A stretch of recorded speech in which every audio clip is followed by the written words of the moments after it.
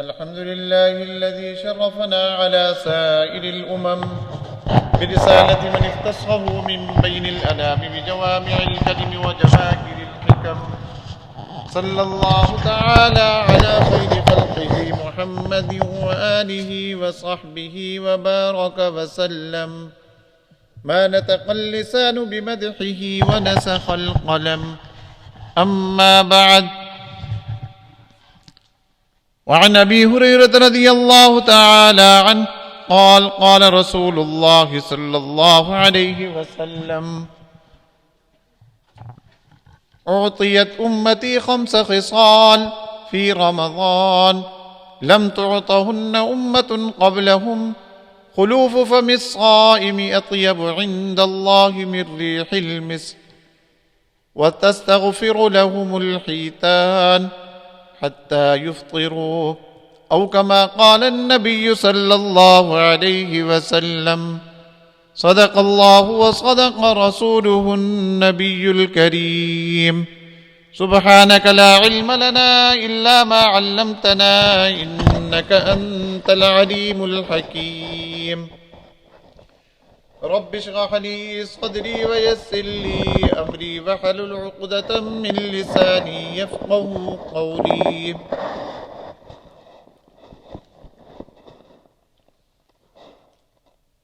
رمضان المبارک کے اندر سب سے اہم اور بڑی عبادت یہ روزہ ہے. یہ رمضان المبارک کی سب سے بڑی عبادت ہے. اور آپ صلی اللہ علیہ وسلم نے فرمایا کہ حق تعالی نے رمضان المبارک کے اندر اس امت کو 5 چیزیں ایسی عطا کی ہیں جو پہلی امتوں کو نہیں ملی. یہ اس امت کی خصوصیت ہے کہ روزے کے اندر اللہ تبارک و تعالی نے روزے دار کو 5 چیزیں عطا کی ہیں. یہ روزے دار کے لیے ہے. اور یہ 5 چیزیں پہلی امت میں سے کسی کو بھی نہیں دی گئی. پہلی امتیں جتنی بھی گزری ہیں ان پر روزہ تو فرض تھا، روزے کا اجر بھی ان کو ملتا تھا، لیکن یہ 5 چیزیں حق تعالی نے ان کو نہیں دی جو اس امت کو عطا کی. اور عجیب و غریب 5 چیزیں اللہ تعالی نے عطا کی ہیں جس سے سمجھ میں آتا ہے کہ اس امت کے ساتھ حق تعالی کو کتنی محبت ہے، حق تعالی کو کتنا لگاؤ ہے، حق تعالی کو اس امت کے ساتھ کتنا پیار ہے. میں یہ اس لیے بتا رہا ہوں کہ حق تعالی جب ہمارے ساتھ اتنا پیار کرتے ہیں تو ہمیں بھی حق تعالی کے ساتھ پیار کرنا چاہیے. اور عجیب بات ہے کہ ہمارے پیار کی گواہی تو حق تعالی نے قرآن مجید کے اندر دے دی. حق تعالی ہمارے پیار کی گواہی دے رہے ہیں. حق تعالی فرماتے ہیں والذین آمنوا اشد حبا للہ. جو ایمان لانے والے ہیں، ایمان ایسی چیز ہے کہ ایمان کی وجہ سے ان کے دلوں کے اندر حق تعالی کی محبت سب سے زیادہ ہے. ایک مرتبہ ایک آدمی اللہ والے کے پاس آیا، کہنے لگا کہ حدیث میں تو یہ آیا ہے کہ اللہ اور اللہ کے رسول کے ساتھ سب سے زیادہ محبت کرو، لیکن مجھے یہ لگتا ہے کہ میرے دل میں محبت اپنی اولاد کی زیادہ ہے، اپنے گھر کی محبت میرے دل میں زیادہ ہے. تو اس کا مطلب تو یہ ہوا کہ میرا ایمان تو کامل نہیں ہے، کیونکہ آپ صلی اللہ علیہ وسلم نے فرمایا کہ تم مومن نہیں ہو سکتے جس وقت تک تمہارے دل میں محبت میری سب سے زیادہ نہ ہو، اللہ کی محبت سب سے زیادہ نہ ہو. اس اللہ والے نے کہا کہ نہیں، آپ کو لگتا ہے ایسا ہے، لیکن حقیقت یہ ہے کہ آپ کے دل میں محبت حق تعالی کی سب سے زیادہ ہے. آپ صلی اللہ علیہ وسلم کی محبت آپ کے دل میں سب سے زیادہ ہے، کیونکہ حق تعالی نے خود گواہی دے دی ہے کہ والذین آمنوا اشد حبا للہ. ایمان لانے والوں کے دلوں کے اندر اللہ کی محبت اشد ہے، سب سے زیادہ سخت ہے. انہوں نے کہا کہ میں آپ کو سمجھاتا ہوں. آپ یہ بتائیں کہ ایک آدمی ہے، وہ آپ کے والدین کے بارے میں کچھ کلمات کہتا ہے، وہ کلمات اچھے نہیں ہیں آپ کے والدین کے لیے، آپ کو غصہ آئے گا۔ اب وہی شخص برے کلمات وہ نعوذ باللہ اللہ کے بارے میں یا اللہ کے رسول صلی اللہ علیہ وسلم کے بارے میں کہتا ہے، اب آپ بتائیں آپ کو غصہ کہاں زیادہ آئے گا؟ آپ کی اولاد کے بارے میں اگر وہ الفاظ بولے آپ کو غصہ زیادہ آئے گا؟ آپ کے والدین کے بارے میں اگر وہ الفاظ بولے آپ کو غصہ زیادہ آئے گا؟ یا آپ کے اللہ کے بارے میں آپ کے نبی محمد صلی اللہ علیہ وسلم کے بارے میں اگر وہ کلمات بولے تو آپ کو غصہ زیادہ آئے گا؟ تو اس نے کہا، رونے لگ گیا، کہنے لگا کہ مجھے تو غصہ سب سے زیادہ جب وہ آپ صلی اللہ علیہ وسلم کے بارے میں یا اللہ تعالیٰ کے بارے میں ایسے الفاظ بولے گا، مجھے سب سے زیادہ غصہ آئے گا، میں اس کو برداشت بھی نہیں کر سکوں گا۔ فرمایا کہ یہ نشانی ہے اس چیز کی کہ تیرے دل میں محبت اللہ کی سب سے زیادہ ہے، اللہ کے رسول صلی اللہ علیہ وسلم کی محبت تیرے دل میں سب سے زیادہ ہے، اپنے ماں باپ سے بھی زیادہ ہے، اپنی اولاد سے بھی زیادہ ہے۔ تو حق تعالیٰ نے اس امت کو جو یہ 5 چیزیں عطا کی ہیں، یہ بھی حق تعالیٰ نے بتایا ہے کہ میرا تمہارے ساتھ پیار کیسا ہے، میرا تمہارے ساتھ تعلق کیسا ہے۔ حق تعالیٰ اپنا تعلق ہمارے ساتھ بتا رہے ہیں۔ پہلی چیز آپ صلی اللہ علیہ وسلم نے فرمایا، سب سے پہلی چیز، عجیب چیز فرمایا کہ خلوف فم الصائم اطیب عند اللہ من ریح المسک۔ اللہ اکبر! فرمایا کہ روزے دار کے منہ کی بدبو حق تعالی کے نزدیک مشک کی خوشبو سے بھی زیادہ پسندیدہ ہے۔ محدثین نے اس کی مختلف تفسیریں کی ہیں۔ بعض محدثین نے فرمایا کہ جب یہ قبر سے اٹھے گا تو قبر سے اٹھنے کے وقت اس کے منہ سے ایک خاص خوشبو جاری ہوگی جس سے دوسرے لوگ پہچان جائیں گے کہ یہ روزے دار ہے۔ روزے کی وجہ سے اس کے منہ سے خاص خوشبو نکلے گی۔ اور بعض محدثین نے فرمایا کہ اور دوسری حدیثوں میں بھی اس کی تفسیر ملتی ہے کہ جنت کے اندر حق تعالی ساری نعمتوں سے سب کو نوازیں گے، لیکن کچھ نعمتیں کچھ لوگوں کو عطا کی جائیں گی۔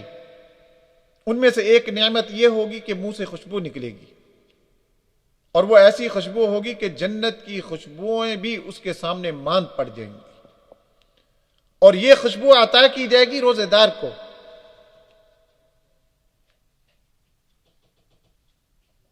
چھوٹے بہانوں کی وجہ سے روزوں کو چھوڑ دینا یہ اچھی بات نہیں ہے۔ کتنا بڑا اجر ہے روزے کا کہ جنتی بھی اس خوشبو کو سونگیں گے کہ یہ کیسی خوشبو ہے کہ جو جنت کے پھولوں کے اندر بھی نہیں ہے۔ ایسی خوشبو اللہ تبارک و تعالی جنتی کو اور روزے دار کو عطا کریں گے۔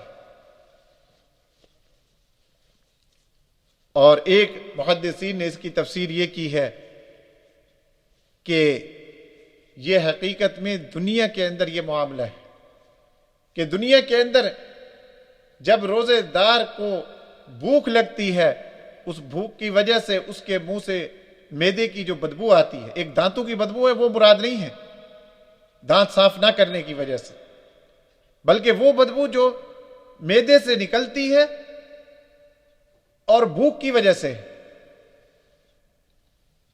وہ کھٹے ڈکار بھی نہیں ہے جو زیادہ کھانے کی وجہ سے کھٹے ڈکار آ رہے ہیں، وہ بدبو نہیں ہے، بلکہ وہ بدبو ہے کہ معدہ خشک ہو گیا ہے، اس خشکی کی وجہ سے اس کے منہ سے بدبو نکل رہی ہے۔ تو حق تعالی کے نزدیک یہ بدبو مشک کی خوشبو سے بھی زیادہ پسندیدہ ہے۔ حق تعالی اس بدبو کو پسند کرتے ہیں کہ یہ پیار کا معاملہ ہے کہ حق تعالی کو اس کے ساتھ محبت ہے کہ اس روزے دار نے روزہ رکھا ہے میری محبت کی وجہ سے، میرے پیار کی وجہ سے، یہ مجھے بتلانے کے لیے کہ یا اللہ مجھے تیرے ساتھ پیار ہے، میں تیرے پیار میں آ کر اتنا بھوک اور پیاس برداشت کر سکتا ہوں۔ یہ جو میں نے بھوک اور پیاس برداشت کی ہوئی ہے، حالانکہ مجھے کوئی دیکھنے والا نہیں ہے، پھر بھی میں کوئی چیز نکال کر کھاتا نہیں ہوں، میں کوئی چیز چھپ کر کھاتا نہیں ہوں، میں چھپ کر پانی پیتا نہیں ہوں۔ یہ کیوں نہیں میں پی رہا؟ صرف آپ کی محبت کی وجہ سے۔ یہ کیوں نہیں میں کھا رہا؟ صرف آپ کی محبت کی خاطر۔ دسترخوان بچھا ہوا ہے، 2 منٹ رہتے ہیں، لیکن اس حق تعالیٰ کی محبت کی وجہ سے ابھی 2 منٹ کھانا پینا نہیں، جس وقت تک کہ وقت پورا نہ ہو جائے۔ یہ کھانے پینے سے رک رہا ہے کس وجہ سے ہے؟ یہ حق تعالیٰ کے ساتھ محبت کی وجہ سے ہے۔ تو حق تعالیٰ بھی اپنے بندے کے ساتھ محبت فرماتے ہیں کہ اے بندہ، تیرے منہ سے جو معدے کی بدبو نکل رہی ہے، معدے کی خشکی کی وجہ سے تیرے منہ سے بدبو آ رہی ہے، یہ بدبو میرے نزدیک مشک کی خوشبو سے بھی بہتر ہے۔ فرمایا کہ یہ 5 چیزیں حق تعالیٰ نے اس امت کو عطا کی ہوئی ہیں جو کسی اور کو حق تعالیٰ نے کسی پہلی امتوں میں سے کسی اور کو عطا نہیں کی۔ اور فرمایا کہ دوسری چیز وَتَسْتَغْفِرُ لَهُمُ الْحِيتَانِ حَتَّى يُفْطِرُوا، فرمایا دریا کی مچھلیاں بھی اس کے لیے دعا کرتی ہیں افطار تک۔ صبح روزے کے وقت سے شروع ہوتی ہے دعا کرنا۔ سمندر کے اندر کتنی مچھلیاں رہتی ہیں، دریاؤں کے اندر کتنی مچھلیاں ہیں، ان کو شمار کیا جا سکتا ہے؟ نہیں۔ دوسرے اوقات کے اندر وہ دوسری حق تعالیٰ کی تسبیح بیان کرتی رہتی ہیں، حق تعالیٰ کی حمد بیان کرتی رہتی ہیں، حق تعالیٰ کی تعریف کرتی رہتی ہے، لیکن رمضان کے اندر حق تعالیٰ ان کو جتنی بھی مچھلیاں رہنے والی ہیں دریاؤں کے اندر، سمندروں کے اندر، حق تعالیٰ ان کو کس کام پر لگا دیتے ہیں کہ یہ روزے دار ہے، اس نے صبح سے لے کر شام تک میرے لیے بھوک برداشت کی ہے، مجھے اس سے پیار ہے، اس پیار کی وجہ سے اے مچھلیوں میں تمہیں حکم دیتا ہوں کہ اب میری تسبیح چھوڑ دو، میری تعریف کرنا چھوڑ دو، میری توصیف بیان کرنا چھوڑ دو، بلکہ روزے دار جس نے روزہ رکھا ہوا ہے اس کے لیے استغفار کرو۔ صبح سے لے کر شام تک تسبیحات وہ چھوڑ کر وہ کیا کہتی ہے؟ یا اللہ ان کو بخش دے، یا اللہ ان کو بخش دے، یا اللہ ان کے لیے بخشش کا فیصلہ فرما دے، یا اللہ ان کے گناہوں کو بخش دے۔ کتنی بڑی نعمت ہے، کتنا بڑا انعام ہے۔ ہم روزے کے وقت ذرا سوچا تو کریں، جس وقت ہم نے روزہ رکھا ہوا ہے، ہم روزے دار ہیں، کتنا بڑا انعام ہے کہ سمندروں کے اندر اتنی مچھلیاں جن کو ہم شمار بھی نہیں کر سکتے، وہ ساری کی ساری مچھلیاں ہمارے لیے دعا کر رہی ہیں۔ کیا دعا کر رہی ہیں؟ یا اللہ ان کو بخش دے، یا اللہ ان کے لیے بخشش کا فیصلہ فرما دے۔ اللہ اکبر! اتنا بڑا انعام، اتنا بڑا اکرام، اتنا بڑا اعزاز اللہ تعالیٰ کی طرف سے ہمیں مل رہا ہے۔ اگر روزے کی حالت میں ہمارے زبان سے کوئی غلط الفاظ نکلیں، یا روزے کی حالت میں ہم کسی گناہ کی طرف متوجہ ہوں، تو ذرا سوچا کریں کہ ادھر ہم عبادت کر رہے ہیں، یہ چھوٹی بھی عبادت نہیں ہے، بہت بڑی عبادت ہے۔ 5 ارکان میں سے ایک رکن ہے روزہ، کوئی چھوٹی عبادت نہیں ہے۔ اس کے لیے حق تعالیٰ نے رمضان المبارک کا مہینہ خاص کیا ہے، یہ بہت بڑی عبادت ہے۔ اتنی بڑی عبادت کے اندر ہم ہیں اور کسی کے ساتھ ہم جھگڑ بھی رہے ہیں، نعوذ باللہ کسی کو گالیاں بھی دے رہے ہیں۔ ادھر حق تعالیٰ نے مچھلیوں کو ہمارے لیے استغفار پر لگایا ہوا ہے۔ اللہ اکبر! اور ادھر ہم کسی گناہ کے اندر مبتلا ہیں، کسی غلط کام کے اندر مبتلا ہیں، اتنی بڑی عبادت بھی کر رہے ہیں۔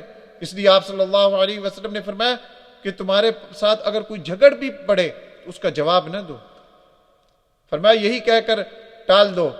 کوئی جاہل آ جائے تمہارے ساتھ جھگڑنے لگے تو یہی کہہ کر ٹال دو، میاں میں روزے دار ہوں، انا صائم، میں روزے دار ہوں، میں تو ایک عبادت کے اندر مصروف ہوں، میں تو ایک عبادت کے اندر مشغول ہوں، میں کیسے تیری گالیوں کا جواب دے سکتا ہوں، کیسے میں تیرے جھگڑے کا جواب دے سکتا ہوں۔ ہم اگر نماز پڑھ رہے ہوں تو آیا پھر کسی کے ساتھ جھگڑ بھی سکتے ہیں، کسی کو جواب بھی دے سکتے ہیں؟ نہیں، ہم یہی کہیں گے ہم تو نماز کے اندر مصروف ہیں۔ اب اگر ہمیں کوئی کچھ کہتا بھی رہے ہم کچھ نہیں کہیں گے، کیونکہ ہم تو عبادت کے اندر مصروف ہیں۔ اسی طرح یاد رکھیں روزہ بھی ایک عبادت ہے اور بہت بڑی عبادت ہے۔ تو حق تعالی نے اس روزے کے